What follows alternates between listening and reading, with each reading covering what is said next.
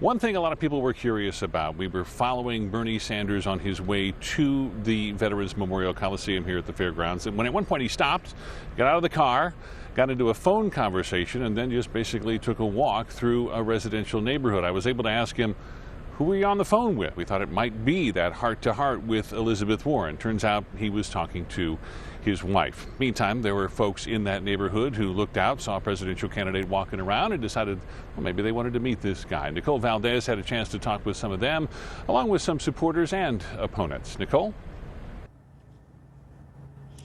Yeah, Steve, totally unexpected. Some of the neighbors near the Encana Park area were actually just out walking their dogs right as Bernie Sanders' rally was set to start, but instead they saw him hop out of his motorcade and just take a stroll through the neighborhood, all while his supporters gathered into the Coliseum. And right here, there were several protesters who actually lined up right as Sanders took the stage. Oh, remember Trump's your president. Outside, they yelled 4 more years. Commies!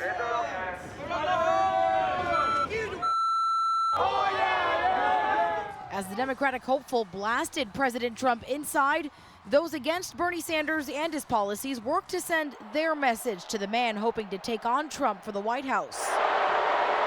Inside Veterans Memorial Coliseum, at least 2 people forced out after wrestling flags and fighting during Sanders' speech. Why were you kicked out? We unfurled this flag. What did they say to you? Well, we've been trespassed by the police department, so we have to leave the property. But hours earlier, it was his supporters who showed up and spoke out. Sanders is a candidate for the working class, for folks who have long deserved a better shot at the American dream. Elena Silva Nichols eager to hear Sanders' speech tonight, saying above all, his stance on health care has earned her vote. Personally, I am in thousands of dollars of medical debt despite being insured by 2 different private insurances. But a slight detour took everyone by surprise. I'm looking at him thinking, well, you look like Bernie Sanders. Just minutes before delivering his first campaign speech in Arizona this year, Sanders pulled over and took a stroll through the historic Encana Park neighborhood, walking right by Cynthia Legree and her son John. Had no idea he was having a rally, that he was in the city, and here he is in our little neighborhood. I yelled, "Go Bernie," and he gave me a wave. John just cast his ballot for Sanders on Super Tuesday. I go to school at UVA, and I just got back last night,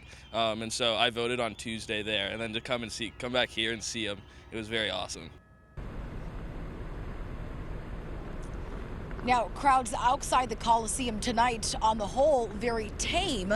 DPS telling us they actually only made 1 arrest at that rally, so definitely not as rowdy as we saw several weeks ago when President Trump visited the Valley. Steve?